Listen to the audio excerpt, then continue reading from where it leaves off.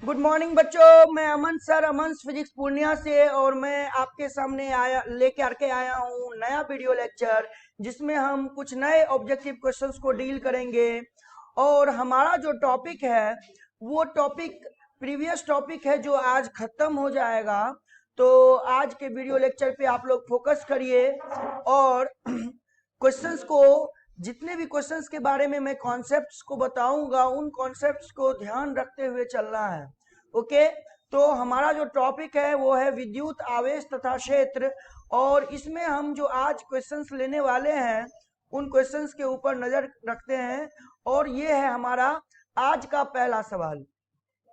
तो इसमें हमें पहले सवाल में दिया है कि एक विद्युत द्विध्रुव एक पृष्ठ से घिरा हुआ है, तो पृष्ठ पर कुल फ्लक्स होगा।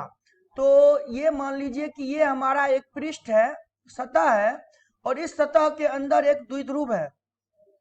जो विद्युत द्विध्रुव होता है उसमें दो बराबर आवेश होते हैं, कुछ दूरी पर रखे जाते हैं, और उनकी जो प्रकृति होती है वो विपरीत होती है एक दूसरे के। तो एक है माइनस क्यू, दूसरा है प्लस क्यू, और दोनों के बीच का डिस्टेंस है मान लीजिए 2L। हमें पूछा है फ्लक्स कि इसके सतह से फ्लक्स कितना होगा। तो वो हो जाएगा हमारा क्यू इन बटा में एप्सिलॉन नॉट के। कितने के? क्यू इन बटा में एप्सिलॉन नॉट के। अब क्यू इन क्या होगा? अंदर में कितने आवेश है? तो माइनस क्यू भी है और प्लस क्यू भी है, और बटा में एप्सिलॉन नॉट। तो ये कितने के बराबर हो जाएगा? तो ऊपर से कट जाएगा, 0 बटा में एप्सिलॉन नॉट, यानी फ्लक्स जो हो जाएगा वो हमारा हो जाएगा 0। तो ऑप्शन हो जाएगा हमारा डी। अगला है, एक पृथकृत चालक गोले को कुछ धन आवेश दिया गया है। एक अकेला चालक है, गोलीय चालक है, ठीक ना, ये है हमारा गोलीय चालक। और इस चालक को दिया गया है धन आवेश। धन आवेश देने का मतलब इसमें से इलेक्ट्रॉन को बाहर निकाला गया है। तो जब इलेक्ट्रॉन बाहर निकलेगा तो उसके साथ द्रव्यमान भी बाहर निकलेगा। तो पूछा है कि गोले का जो द्रव्यमान होगा उस पर क्या असर पड़ेगा। तो ऑब्वियस सी बात है, द्रव्यमान कम हो जाएगा यानी घटेगा। अगला है, दो चालकों के बीच आवेश के वितरण से होने वाली ऊर्जा की हानि किस पर निर्भर करती है। तो वो निर्भर करती है विभवांतर के वर्ग पर। चलिए लेते हैं अगला स्लाइड। अगले स्लाइड में दे रखा है कि एक विद्युत क्षेत्र में एक द्विध्रुव को एक्स अक्ष के समानांतर रखा जाता है, तो द्विध्रुव पर बल होगा।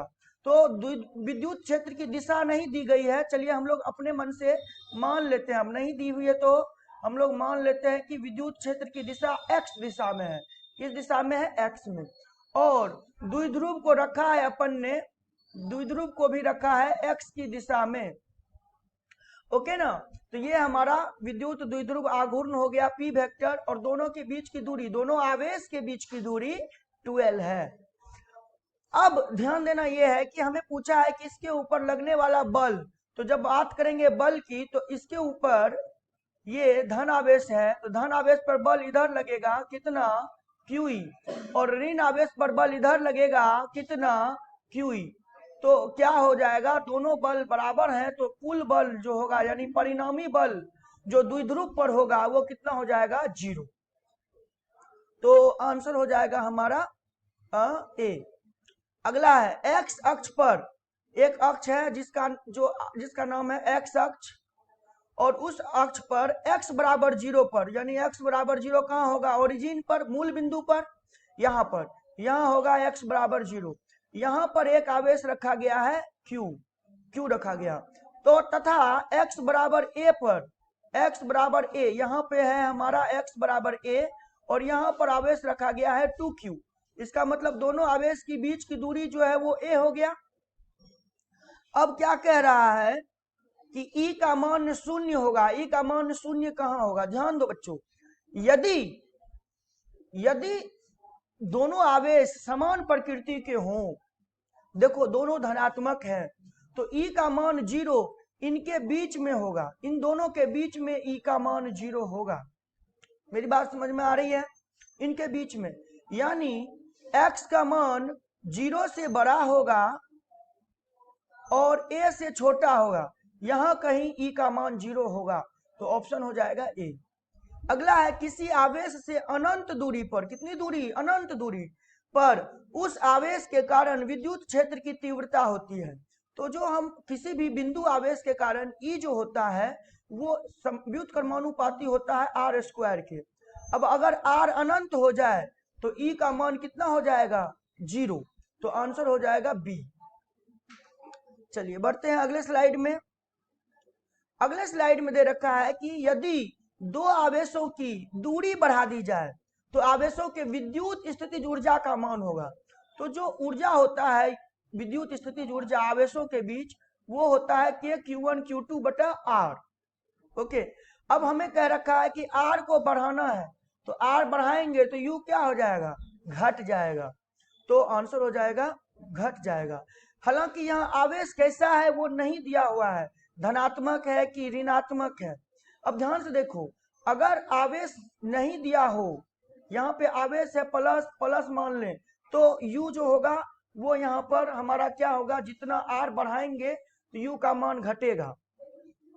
अगर दोनों ऋणात्मक हो तो दोनों ऋणात्मक होने से भी r बढ़ाने पर u का मान घटेगा, लेकिन एक धनात्मक हो और एक ऋणात्मक हो, ठीक है, तो u का मान जो होगा वो होगा किसमें, ऋणात्मक, नेगेटिव में होगा। और जब r का मान बढ़ाएंगे तो u का मान नेगेटिव में कम हो जाएगा। यस और नो। जैसे मान लीजिए कि Q1 है 2 कूलम और Q2 है माइनस का 4 कूलम और R है 1 मीटर, तो U बराबर कितना हो जाएगा, K Q1 Q2 बटा में R। तो K का मान कितना हो जाएगा, K को K ही रहने दो, Q1 हो जाएगा 2, Q2 के जगह -4 और बटा R के जगह 1, ये हो जाएगा माइनस का 8K। अब R का मान अगर 2 कर दोगे तो ये हो जाएगा U का मान हो जाएगा माइनस का 4K। R का मान अगर 2 मीटर कर दोगे तो ये हो जाएगा माइनस का 4K। मेरी बात समझ में आ रही है कि नहीं आ रही है? तो इस तरह से ये माइनस का 4K हो जाएगा। अब देखो U का मान माइनस में 4 हो गया।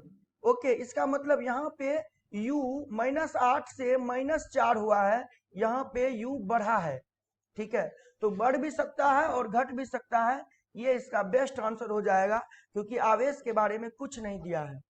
अगला है 1 कूलम वह आवेश है जो शून्य में मतलब निर्वात में 1 मीटर की दूरी पर स्थित समान आवेश पर बल लगाता है। तो कितना बल लगाता है, तो वो लगाता है 9 × 10⁻9 न्यूटन। ओके, तो यानी ये इस तरह से F बराबर K Q1 Q2 बटा R स्क्वायर से ये मान निकलेगा।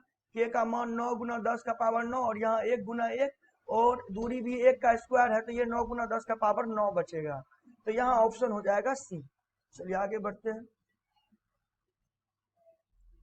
अगला है यदि किसी अनावेशित वस्तु पर 1 कूलम आवेश होने के लिए उसमें से निकाले गए इलेक्ट्रॉन की संख्या कितनी होगी। यानी आवेश अगर एक कूलम हो तो उसमें से नंबर ऑफ इलेक्ट्रॉन कितना निकाला जाएगा, तो ये याद रख लो बेटा 6.25 × 10⁻18। और कैसे निकाले हैं, तो Q बराबर NE से, तो N बराबर क्या हो जाएगा Q बटा E, और Q के जगह 1 और E के जगह 1.6 × 10⁻19 रखोगे। सॉल्व करोगे तो ये वैल्यू आएगा इतने के बराबर, सॉल्व करोगे तो ये वैल्यू आएगा इतने के बराबर, यानी ये हो जाएगा ऑप्शन नंबर ए। 94 नंबर का क्वेश्चन इसमें दिया है कि एक अनावेशित धातु कण को एक धन आवेशित धातु प्लेट के नजदीक लाया जाता है तो धातु कण पर विद्युतीय बल होगा।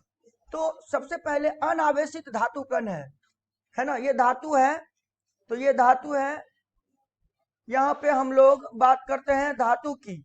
तो अनावेशित है, ये क्या है, अनावेशित, इस पर कोई आवेश नहीं है, और इसको एक धातु के प्लेट के पास जो कि धन आवेशित है लाया गया, तो होगा क्या, इधर ये प्रेरण द्वारा आवेशन हो जाएगा, इधर माइनस आ जाएगा इसमें और इधर इसमें प्लस। अब माइनस नजदीक है तो ये क्या करेगा, इसको अट्रैक्ट करने लगेगा, यानी आकर्षित करने लग जाएगा। तो धातु कण पर जो विद्युतीय बल कुल होगा, देखो इधर वाला बल F1 और F2, इसमें F2 ज्यादा होगा F1 से, यानी आकर्षण बल ज्यादा होगा प्रतिकर्षण बल से। तो इस कारण से ये जो हमारा धातु का कण था ये किधर की तरफ आकर्षित हो जाएगा, प्लेट की तरफ। तो ये ऑप्शन बी हो जाएगा। अगला है, यदि किसी अल्प क्षेत्र डीए पर विद्युतीय तीव्रता ई अभिलंब हो, मान लीजिए ये हमारा अल्प क्षेत्र है और ये क्षेत्र का मान है डीए और इस पर विद्युत क्षेत्र की तीव्रता अभिलंब है, ई वेक्टर अभिलंब है, तो कह रहा है कि विद्युत फ्लक्स कितना होगा। तो हमें पता है कि जो जो एरिया यानी क्षेत्रफल की दिशा होती है वो सतह के लंबवत बाहर की तरफ होती है या अंदर की तरफ, हम ये चीज लिख सकते हैं। तो अभी मैंने मान लिया बाहर की तरफ, तो दोनों के बीच में थीटा कितना बना, 0 डिग्री। ई वेक्टर और डीए वेक्टर के बीच में कोण कितना बनेगा, 0 डिग्री। अब हमें फ्लक्स पूछा, तो फ्लक्स बराबर होता है E D A cos theta. तो यहाँ पे ई लिखेंगे, यहाँ डीए लिखेंगे, यहाँ लिखेंगे कॉस 0 डिग्री और कॉस 0 का मान हो जाएगा 1। तो ये हो जाएगा फ्लक्स का मान हो जाएगा ई गुना डीए, यानी ऑप्शन ए। चलिए अगला लेते हैं। समरूप विद्युत क्षेत्र की तीव्रता ई हो तो इसमें रखे गए प्लस क्यू आवेश पर लगने वाला बल होगा। तो बल हमसे पूछा तो एफ बराबर क्या हो जाएगा, क्यू ई, क्योंकि मैंने आपको कई बार बताया है कि ई बराबर कितना होता है, एफ बटा में क्यू। होगा कि नहीं होगा, बताया है। तो एफ बराबर क्या हो जाएगा हमारा, क्यू ई। तो ये हमारा ऑप्शन हो जाएगा बी करेक्ट। अगला है, किसी घिरे सतह पर कुल विद्युत फ्लक्स पृष्ठ के भीतर स्थित कुल आवेश का कितना गुना होता है। तो ये हम जानते हैं कि फाई बराबर क्यू इन बटा में एप्सिलॉन नॉट, यानी 1 बटा एप्सिलॉन नॉट गुना में क्यू इन। तो क्यू इन का ये कितना गुना है विद्युत फ्लक्स, तो 1 बटा एप्सिलॉन नॉट गुना है, यानी ऑप्शन क्या हो जाएगा, ए। और अब हम आखिरी स्लाइड पर हैं बच्चों। तो आखिरी स्लाइड में हमें क्या दे रखा है कि एक बिंदु आवेश Q से r दूरी पर विद्युत क्षेत्र की तीव्रता का परिमाण होता है। तो ये बिंदु आवेश Q है और यहां से r दूरी पर हमें E का मान पूछा है। तो E का मान कितना हो जाएगा, के क्यू बटा में आर स्क्वायर। तो यहाँ पर 1 बटा में 4 पाई एप्सिलॉन नॉट, के बदले लिखेंगे और यहाँ क्यू बटा में आर स्क्वायर। ध्यान से देखिए तो ऑप्शन बी में ये दिया हुआ है। ओके, अगला है, चित्रानुसार बिंदु ए बी सी पर तीव्रता दिया हुआ है ए बी सी। यहाँ देखिए, यहाँ ए है, यहाँ बी है और यहाँ सी है। तो मान बताना है, ई ए बी ई सी में संबंध बताना है। तो ध्यान से देखिए, ए और सी का एक जैसा सिचुएशन है। तो ए और सी एक जैसा सिचुएशन होगा और ईबी से ज्यादा होगा। क्यों, ईबी पे लाइन दूर दूर हो गया है और सी और ए के पास एक जैसा लाइन रेखाएं हैं, विद्युत क्षेत्र रेखाएं हैं। तो ई ए बराबर होगा ई सी के, लेकिन ये बड़ा होगा किससे, ईबी से। यस और नो, क्योंकि ईबी पे विद्युत क्षेत्र रेखाएं एक दूसरे से दूर दूर हैं और ए और सी पर विद्युत क्षेत्र रेखाएं आप देख लो डायग्राम में एक जैसी दिख रही हैं, यानी ए पर और सी पर विद्युत क्षेत्र की तीव्रता का जो सामर्थ्य यानी शक्ति होगा वो सेम होगा, बट बी से ज्यादा होगा। तो ऑप्शन कौन सा हो जाएगा, डी हो जाएगा। तो बच्चों हमने, अच्छा यहाँ पे देखिए, यहाँ पे डी और सी में एक ही ऑप्शन दे रखा है सेम। तो मैं तो यहाँ पे सी और डी दोनों टिक कर दूंगा क्योंकि दोनों में सेम ही ऑप्शन दिया हुआ है। ओके बच्चों, तो हमने खत्म कर दिया है ये पहला टॉपिक। अब आपका काम बनता है कि आप इनको बार बार रिवीजन करते रहें ताकि आपके अंदर एक अच्छी ग्रिप आ जाए इस चैप्टर के किसी भी क्वेश्चंस को सॉल्व करने का। सारे कॉन्सेप्ट्स को फॉलो करें अच्छी तरह से ताकि आप इनसे रिलेटेड और भी क्वेश्चंस को सॉल्व कर पाए। हालांकि हम और भी वीडियो इन टॉपिक्स के ऊपर बनाएंगे इन फ्यूचर। पहले अभी हम बाकी के टॉपिक्स को कंटिन्यू करेंगे। Thank you so much, thank you.